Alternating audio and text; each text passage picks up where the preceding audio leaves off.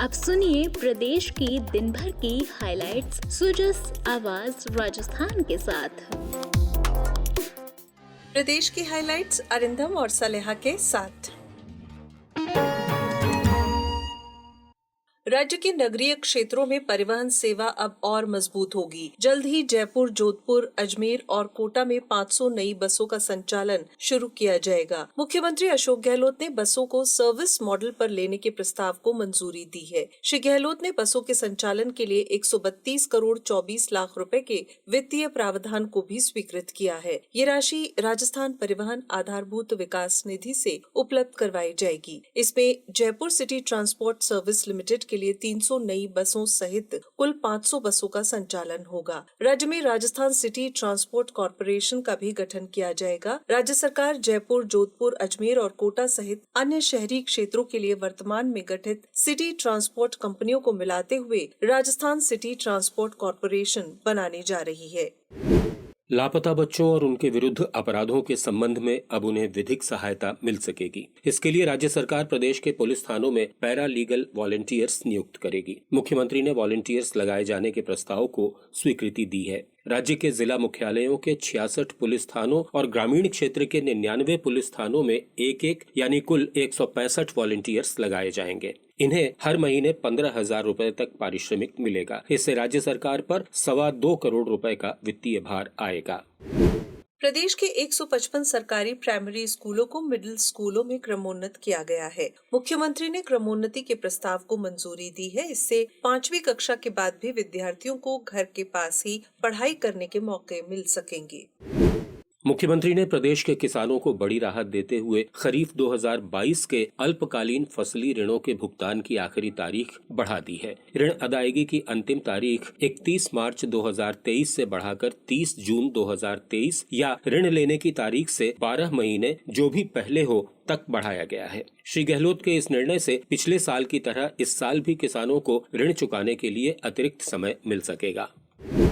किसानों के कल्याण के लिए संकल्पित राज्य सरकार बीज उत्पादन बढ़ाने की दिशा में लगातार काम कर रही है। अब राज्य सरकार 15 करोड़ रुपए की लागत से प्रदेश के 1.25 लाख से ज्यादा किसानों को अच्छी क्वालिटी के 35,000 क्विंटल बीज निशुल्क मुहैया करवाएगी। इससे लगभग 5,89,000 क्विंटल बीज का उत्पादन होगा और किसानों को संबल मिलेगा। मुख्यमंत्री ने बीज वितरण और उत्पादन से संबंधी प्रस्ताव मंजूर कर दिया है। योजना में गेहूं, जौ, चना, ज्वार, सोयाबीन, मूंगफली, मूंग, मोठ और उड़द की फसलों के बीज उपलब्ध करवाए जाएंगे।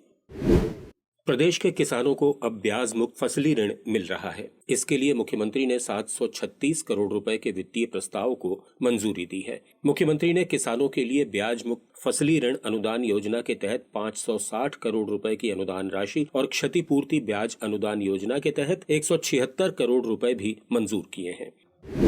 देश भर में मोटे अनाज के उत्पादन में राजस्थान अव्वल है। देश के मिलेट्स उत्पादन में राज्य की हिस्सेदारी 28.6% है। वहीं मिलेट्स की खेती के क्षेत्रफल में 36% हिस्सेदारी है। मोटे अनाज में बाजरा, ज्वार, रागी और कोदो जैसे धान को शामिल किया गया है। सुपर फूड कहलाने वाले मोटे अनाज के प्रति दुनिया भर में जागरूकता पैदा हुई है और इसकी स्वीकार्यता तेजी से बढ़ रही है। कृषि आयुक्त कानाराम ने बताया कि राज्य में पैदा होने वाले मोटे अनाज में बाजरा और ज्वार प्रमुख है। बाजरा उत्पादन में 41.7% की हिस्सेदारी के साथ राजस्थान देश में पहले पायदान पर है। वहीं ज्वार के उत्पादन में तीसरे पायदान पर है। उन्होंने बताया कि राज्य के दक्षिणी जिलों डूंगरपुर, बांसवाड़ा, जालौर और सिरोही के क्षेत्रों में मोटे अनाज में सावा, कांगनी, कोदो और कुटकी का उत्पादन भी किया जा रहा है। उन्होंने बताया कि राज्य सरकार पौष्टिक भोजन उपलब्ध कराने की दृष्टि से मिड डे मील, इंदिरा रसोई और ICDS योजनाओं में मोटे अनाज को शामिल कर रही है। कृषि आयुक्त ने बताया कि इस साल राज्य सरकार की ओर से 8 लाख किसानों को संकर बाजरा बीज के मिनी किट वितरित किए जाएंगे।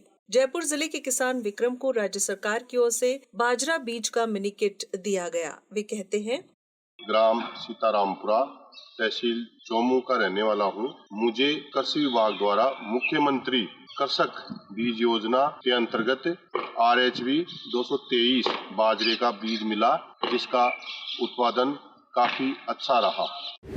मैं सांवरमल सनोप गोवर्धन सिंह चौधरी, गांव नांगल कला का रहने वाला हूं। मुझे कृषि विभाग की तरफ से मुख्यमंत्री कृषक साथी योजना के तहत बाजरे की किस्म RHB 223 किस्म का बीज मिला, जिसका उत्पादन अच्छा रहा।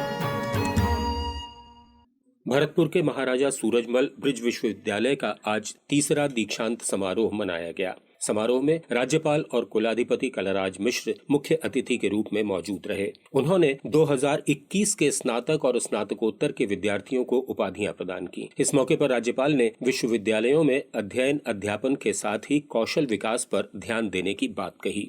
जो पदक वितरित किए गए हैं, कुल 52 पदक वितरित किए गए हैं, जिसमें छात्राओं की संख्या 43 है, अर्थात 83%, और छात्र केवल 9 रहे हैं। छात्राओं ने आगे बढ़ करके काम किया। शिक्षा विद्यार्थी के जीवन को गढ़ती है।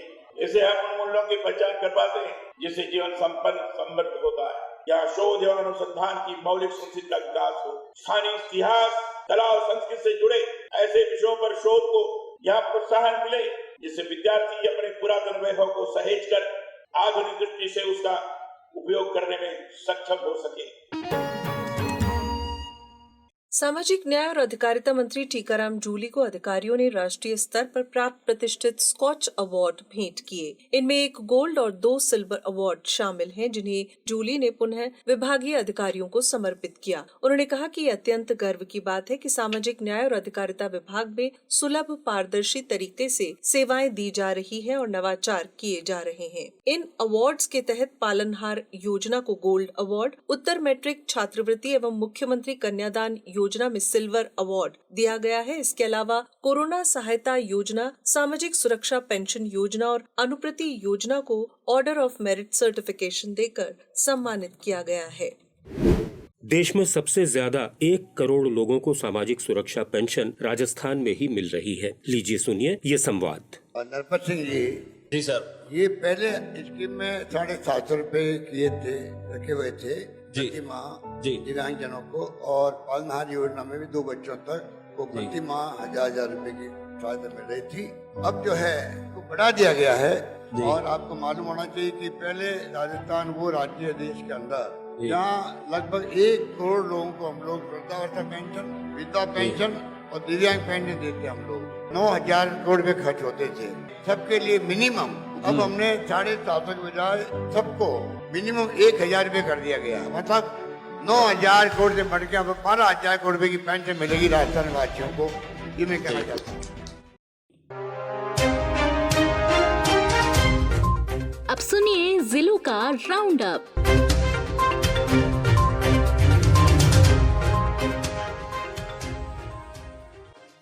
अजमेर में संभाग स्तरीय मेगा जॉब फेयर 12 और 13 अप्रैल को आयोजित किया जाएगा। इसमें संभाग के हजारों बेरोजगार युवाओं को विभिन्न कंपनियों के जरिए रोजगार देने के प्रयास किए जाएंगे। इसके लिए ऑनलाइन रजिस्ट्रेशन करवाया जा सकेगा। जिला कलेक्टर अंशदीप ने बताया कि जॉब फेयर के लिए कौशल रोजगार एवं उद्यमिता विभाग, रीको और अन्य विभागों के सहयोग से देश प्रदेश की कंपनियों को आमंत्रित किया जा रहा है। इसके रजिस्ट्रेशन की प्रक्रिया शुरू कर QR कोड जारी कर दिया गया है।